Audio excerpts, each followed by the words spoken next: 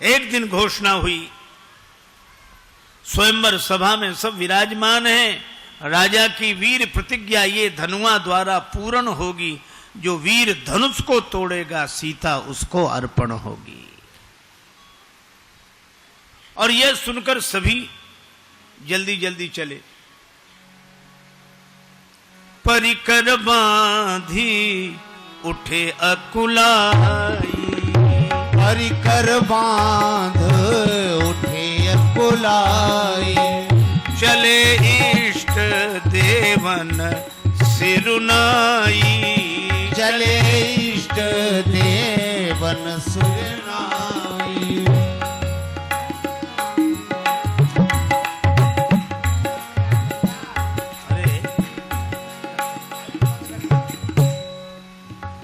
चले इष्ट देवन सिरुनाई, चले इष्ट देवन सिरुनाई। राजा लोग उठे, परिकर बांध, यहीं से देखो, उठे अकुलाई। अब थोड़ा मानस की इन पंक्तियों पर हम लोग विचार करें। ये राजा लोग अकुला कर क्यों उठे? कि कहीं कोई हमसे पहले जाके धनुष न तोड़ दे,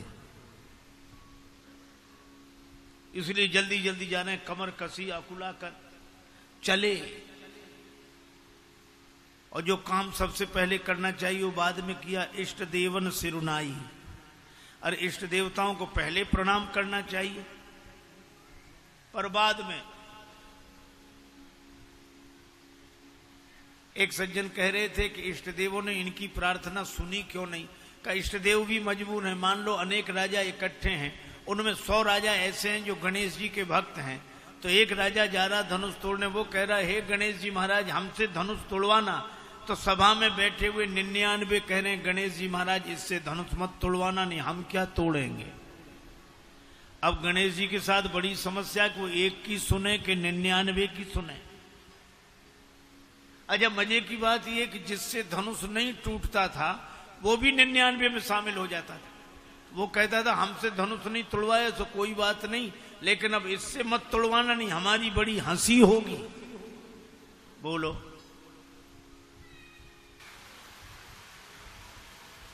धनुष टूटे तो हमसे ही टूटे, कहीं किसी दूसरे से न टूट जाए।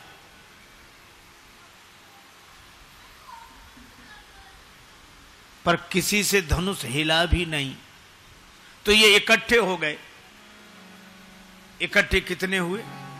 10,000 राजा इकट्ठे हुए।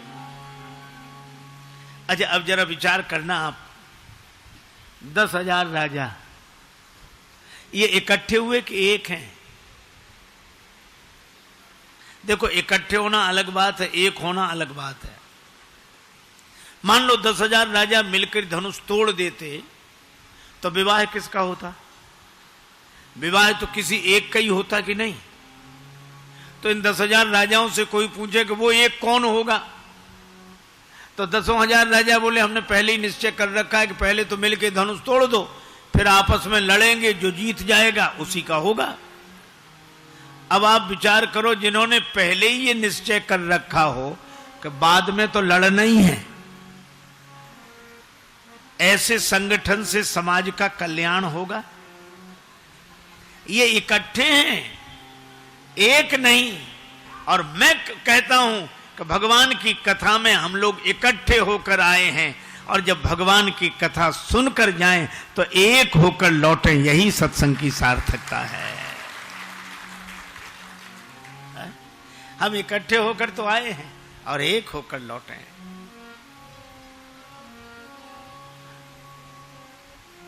इसलिए 10,000 से भी धनुष नहीं हिला।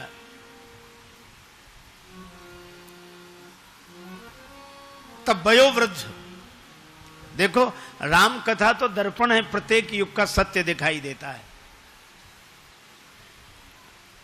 वयोवृद्ध महाराज जनक ने देखा कि समाज की समस्या का समाधान जब युवा शक्ति जागृत होगी तब होगा।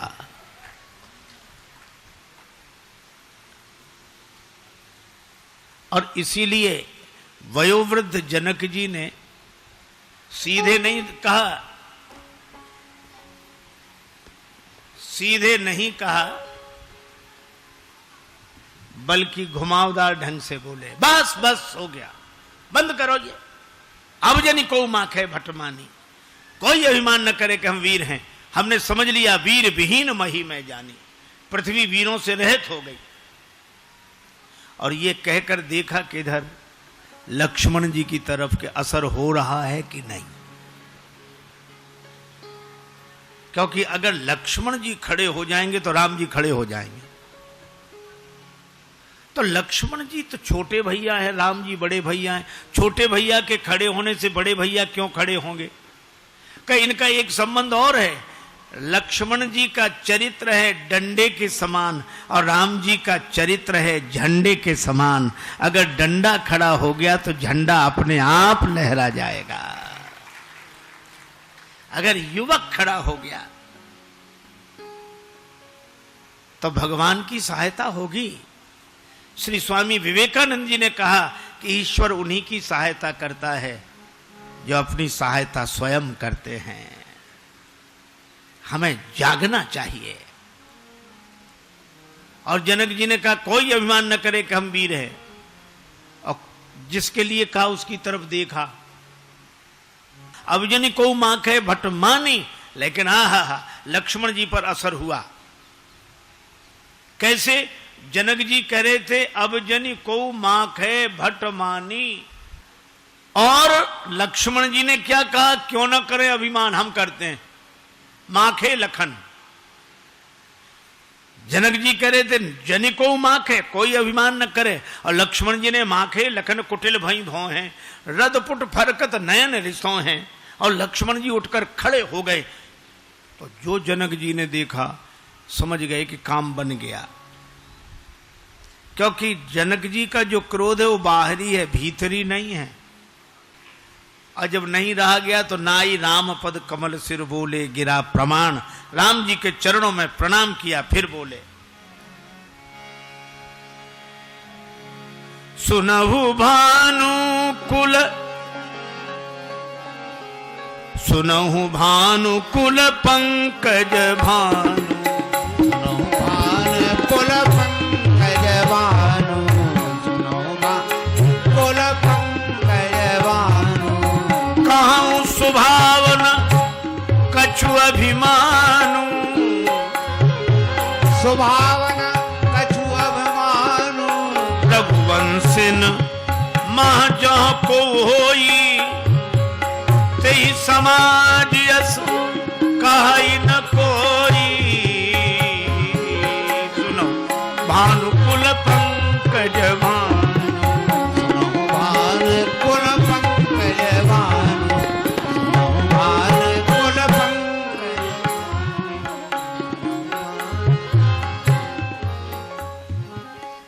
हे राम जी, रघुवंशी वीरों में जहां कोई एक बैठा होता है कोई ऐसे नहीं बोलता, कहीं जनक जैसा अनुचित बानी। इन जनक ने ऐसी अनुचित बात कही है। राम जी ने कहा कि तुम कौन सी उचित बात कह रहे हो? जनक जी वयोवृद्ध हैं, और वयोवृद्ध का जवाब विश्वामित्र जी देते, गुरु जी देते तो ठीक लगता, पर तुम बालक होकर। और जनक जी, लक्ष्मण जी ने कहा यहां वृद्ध और युवक की बात नहीं, लोक कल्याण के कार्य में जहां जिसकी भूमिका है वही बोले तब बात ठीक रहती है। यहां राम जी नहीं बैठे हैं, विद्यमान रघुकुल मणि, रघुवंश मणि बैठे हैं। आप हैं रघुवंश की मणि, और लक्ष्मण जी बोले हम हैं फणी। शेष सहस्त्र शीस जग कारण, जो अवतर्यो भूमि भय टारण।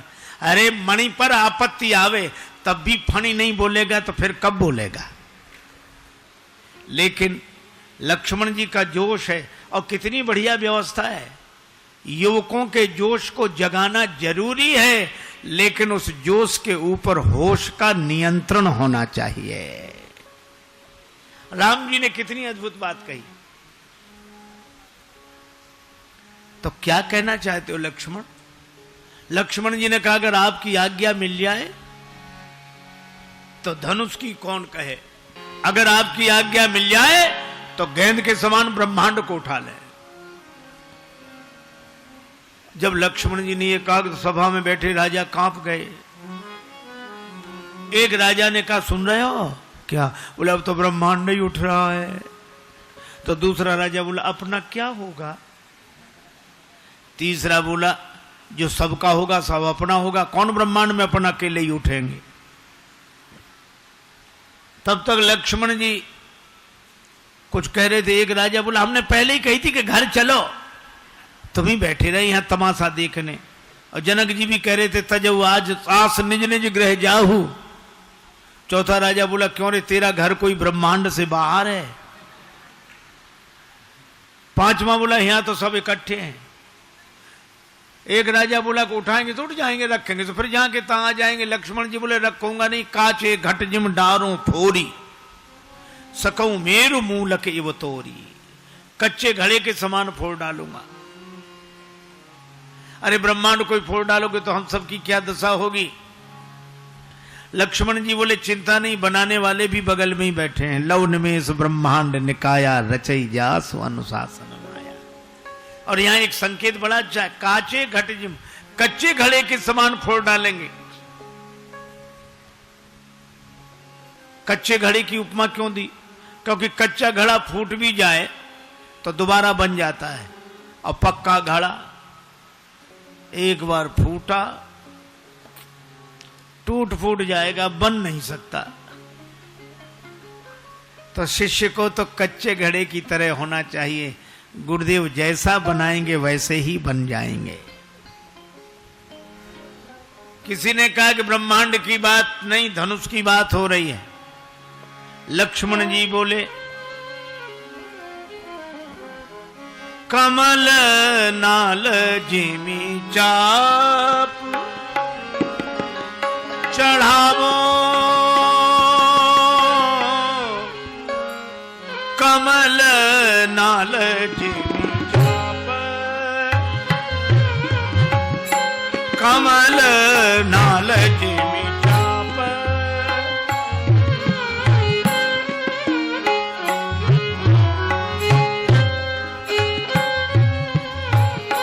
कमल नाल जिमी चाप,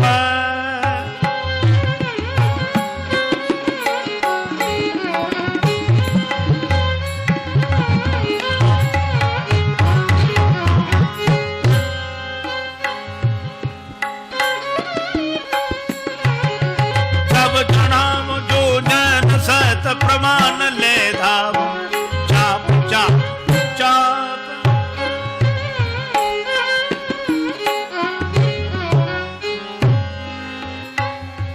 कमलनाल की तरह धनुष को चढ़ाकर 100 योजन तक ले जाऊं, छत्रक दंड की तरह तोड़ डालूं। इतनी शक्ति है। लक्ष्मण जी बोले हमने कब कहा कि हमें इतनी शक्ति है। अच्छा शक्ति है नहीं तो इतने बड़े बड़े काम कैसे करोगे? ये तो निराशा की बात हुई। एक आदमी अपनी घोड़ी की तारीफ करता था कि महाराज ऐसे चलती है, हवा से बातें करे, रंग तो देखते ही रह जाओ, कान ऐसे मिले, उसमें गुण ही गुण, गुण ही गुण, कमी सिर्फ एक। कौन सी कमी? तो धीरे से कहता मर गई। तो इतने गुणों का क्या मतलब रहा? लक्ष्मण जी कहते ये भी करेंगे, ये भी करेंगे, ये भी करेंगे, ताकत है? बोले बिल्कुल नहीं। फिर करोगे कैसे? लक्ष्मण जी ने कहा तोरों छत्रक दंड जिम तव प्रताप बलनाथ।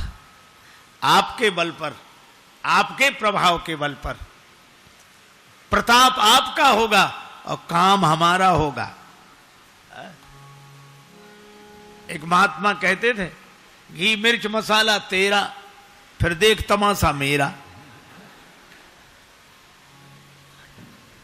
युवकों में ऐसा ही उत्साह होना चाहिए कि आपकी कृपा के बल पर हम ऐसा पुरुषार्थ करके दिखाएंगे। तोरों छत्रक दंड जिम तव प्रताप बलनाथ, और जो न करो प्रभु पद शपथ कर न धरो धनुभात, हाथ में धनुष बाण नहीं रखूंगा। और लक्ष्मण जी जब बोले तो धरती हिल गई। लखन सकोप वचन जब बोले, डगमगान मही दिग्गज डोले। और जब धरती हिल गई तो राम जी ने कहा, सौमित्र लक्ष्मण शांत शांत, तुम्हारे बोलने से धरती हिल रही है और धरती के हिलने से सब हिल रहे हैं। तुम्हारे बोलने से धरती हिल रही है और धरती के हिलने से सब हिल रहे हैं।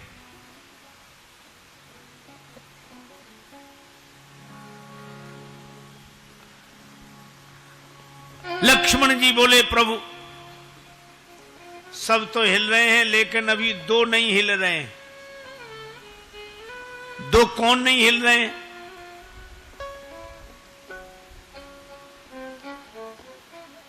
देखो भैया, राम जी ने कहा कि तुम्हारे बोलने से धरती हिल रही है, धरती के हिलने से सब हिल रहे हैं।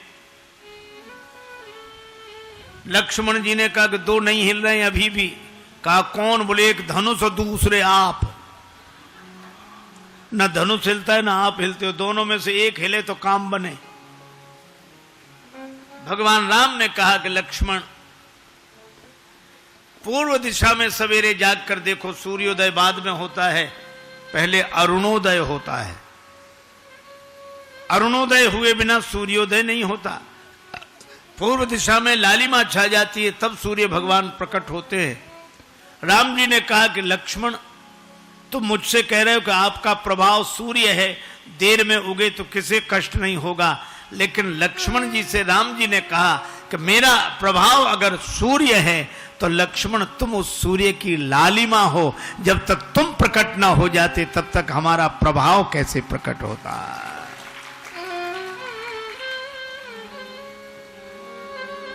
और मानो लक्ष्मण जी ऐसे युवक हैं जो लालिमा की तरह है, और जब लालिमा प्रकट होती है तभी राष्ट्र का अरुणोदय होता है। और जब ऐसा समय देखा विश्वामित्र जी ने, तब तुलसीदास जी कहते हैं, अगर राम जी धनुष तोड़ दो। अब राम जी ने जो सुना, न हर्ष है न विषाद है, सुन गुरु वचन चरण सिरनावा, हरस विषाद न कछूर आवा। क्योंकि राम जी जानते धनुष टूट गया, गुरु जी के निश्चय में तो टूट गया और गुरु जी के संकल्प में टूट गया। अब मुझे तो केवल जाकर हाथ लगाना है। और मुझे लगता है कि कार्य करने वाले युवकों में यही भावना होनी चाहिए कि हमें तो हाथ लगाना है। राम जी चले, और कैसे जा रहे हैं? सहज ही चले सकल जग स्वामी, मनहु मंजुवर कुंजर गामी। मत वाले हाथी की तरह झूमते हुए जा रहे हैं, हाथी की तरह है? जानकी जी सबसे प्रार्थना करती हैं,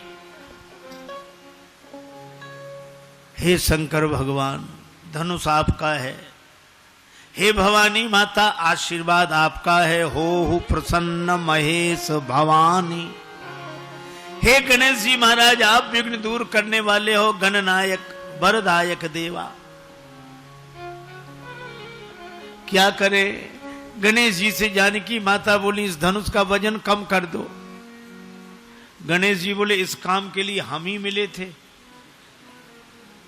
हमारा ही वजन कौन सा कम है? गणेश जी का वजन कौन सा कम है?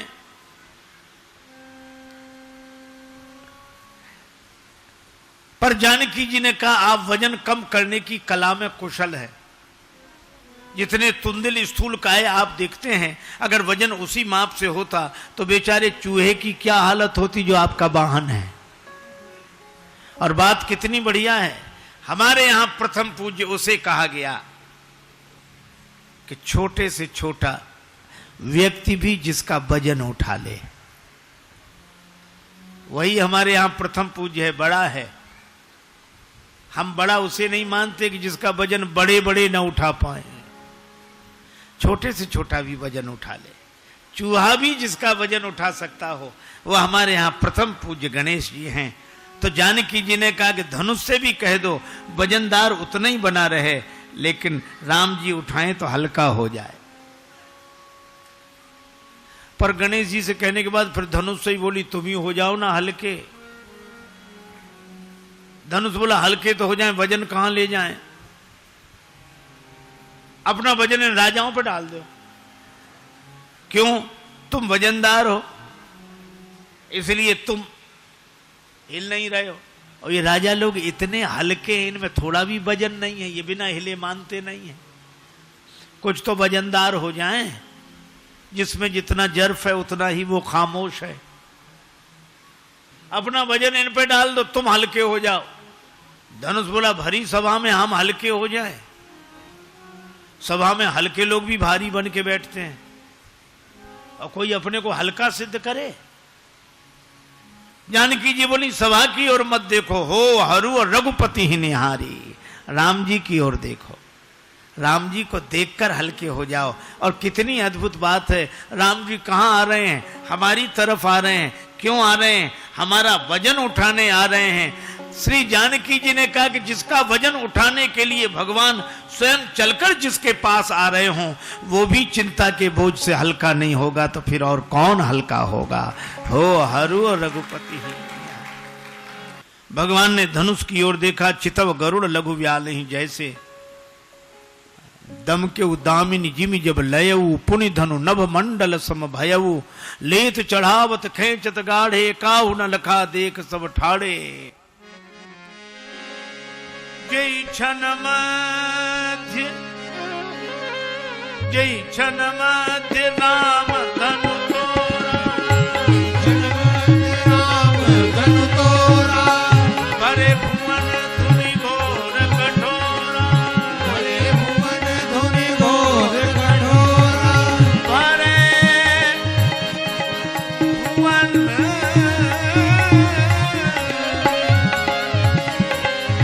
भरे भुवन धुनि घोर कठोरा।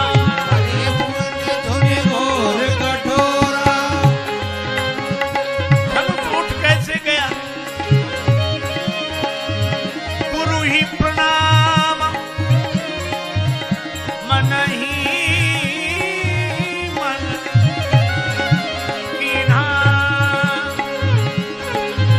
अति लाघव उठाए धनु लीना। लाघव उठाय धनु लीना। तम क्यों दामिनी जिमि जब लयऊ। दम के उदामिनी जिमि जब लयऊ। पुनि धनु नभ मंडल सम भयऊ। पुनि धनु नभ मंडल सम भयऊ। लेत चढ़ावत खेचत गाढ़े।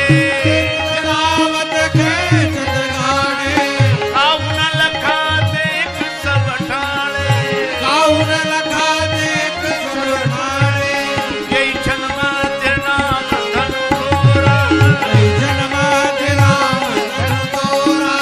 भरे भुवन धुनि घोर कठोरा। हरे भुवन धुनि घोर कठोरा। घोर कठोरा धुनि घोर कठोरा। घोर कठोरा।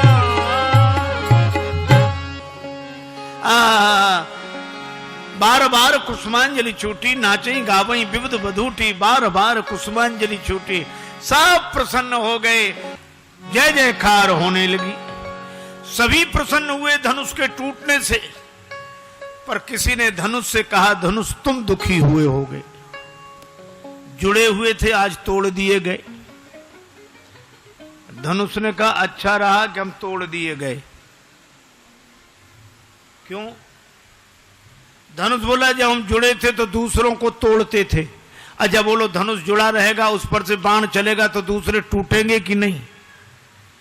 धनुष बोला हम जुड़े थे तो दूसरों को तोड़ते थे, और आज टूटे हैं तो दो को जोड़कर टूटे हैं, इसलिए हमारा टूटना अच्छा। अहंकार जब जुड़ता है तो समाज टूटता है, अहंकार जब टूटता है तो समाज जुड़ता है। अच्छा आपने देखा धनुष से किसी ने कहा कि बड़े बड़े राजा तुम्हें उठाने आए, तब नहीं उठे, नन्हे से राजकुमार राम जी के हाथों उठ गए। धनुष ने कहा कि हम उठे भी तो राम जी के हाथों में उठे, अर्थात अगर अपनी उन्नति हो तो उन्नति के पीछे भगवान का हाथ देखे। बोले ऐसा उठना किस काम का कि गिर गए? बोले गिरे भी तो राम जी के चरणों में गिरे। गिरना हो तो राम जी के चरणों में गिरो, और अगर उत्थान हो तो भगवान की कृपा का हाथ देखो। लेकिन भगवान ने तुम्हें ऊपर उठाकर नीचे क्यों गिराया? भगवान हमें मुक्ति दे रहे थे ऊपर उठाकर, लेकिन मैंने कहा मैं इतने दिन मिथिला में रहा हूं, मुझे मुक्ति नहीं, भक्ति चाहिए। भगवान ने कहा भक्ति चाहिए तो चरणों में ही रहो। तो तुम्हारे दो टुकड़े क्यों कर दिए? बोले चरण भी तो दो हैं, और बिना द्वैत भाव के भक्ति कैसे हो सकती है? जिस में अकड़ थी वो कोदंड का दंड टूट गया, और जिसमें नम्रता थी वो रस्सी बच गई। श्री जानकी जी जयमाल लेकर आई। श्री सीता जी से कहा कि इन्हें जयमाल पहनाओ। श्री सीता जी ने माला उठाई, सुनत जुगल कर माल उठाई, पर प्रेम विवश पहिराई न जाई। श्री जानकी जी जयमाला पहना नहीं पा रही हैं, प्रेम में अत्यधिक विवश हैं, प्रेम ने बेवल कर दिया है।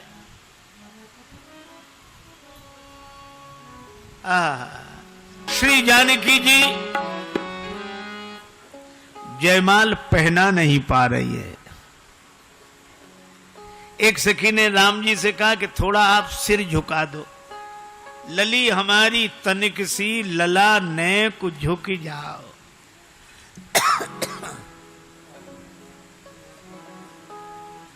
हमारे राम जी बड़े सरल हैं, तुरंत सिर झुकाने लगे।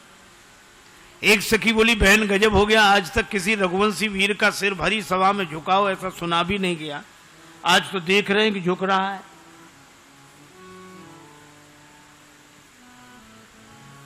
दूसरी सखी विनोद करते हुए बोली अपने मतलब के लिए बड़े बड़े झुक जाते हैं। लक्ष्मण जी ने सुना प्रभु कुछ भी हो जाए आप सिर मत झुकाना। राम जी सिर सीधा करके बैठ कर, सखियां बार बार कहें थोड़ा सिर झुका दीजिए सरकार, सिर झुका दीजिए। नहीं नहीं नहीं, हम क्षत्रिय हैं, वीर हैं। बोले आप कोई भी बने रहो, ये ससुराल है, यहाँ बड़ों बड़ों का सिर झुक जाता है। राम जी बोले नहीं हम सिर नहीं झुकाए। अब सखियों ने बड़े उपाय किए, अब राम जी सिर न झुकावें। आपने अनेक उपायों की चर्चा सुनी होगी, मुझे एक भाव बड़ा प्रिय है। राम जी ने सिर झुकाया नहीं, जानकी जी ने जयमाल पहनाई नहीं।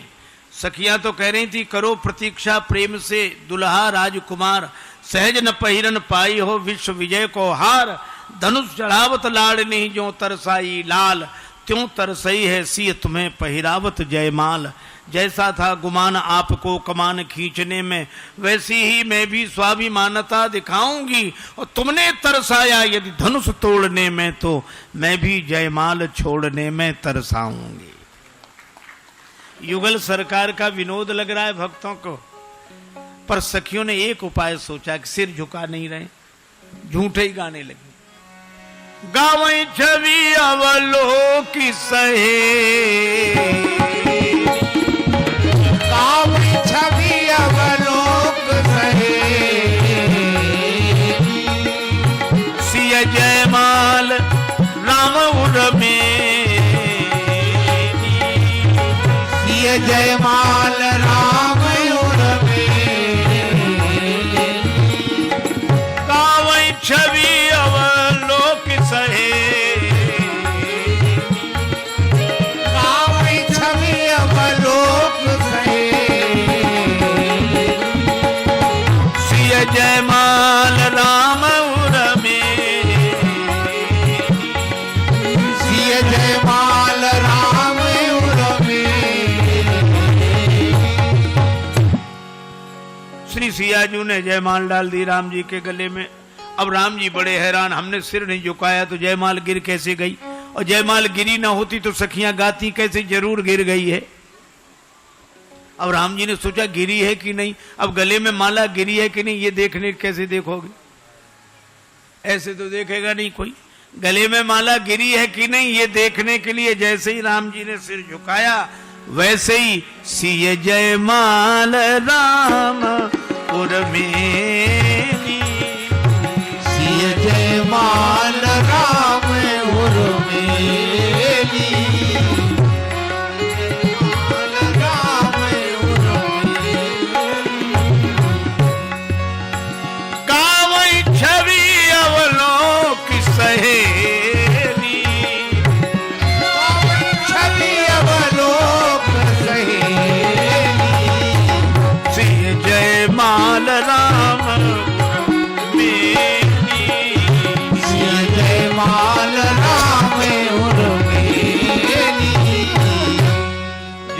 गिर गई, जय जयकार हुई।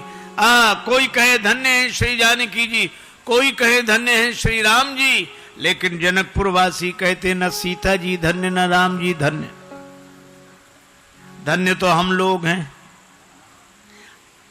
हम सब सकल सुकृत के राशि, भय जग जनमी जनकपुर वासी। राम जी को सीता जी मिल गई हैं, पर राम जी को राम जी नहीं मिले। सीता जी को राम जी मिल गए, पर सीता जी को सीता जी नहीं मिली। पर हमें तो युगल सरकार का दर्शन हो रहा है। भगवान श्री सीताराम जी हमारे हृदय में रहें, यही इस कथा का उद्देश्य है। हरि व्यापक सर्वत्र समाना, प्रेम ते प्रगट हो ही मैं जाना।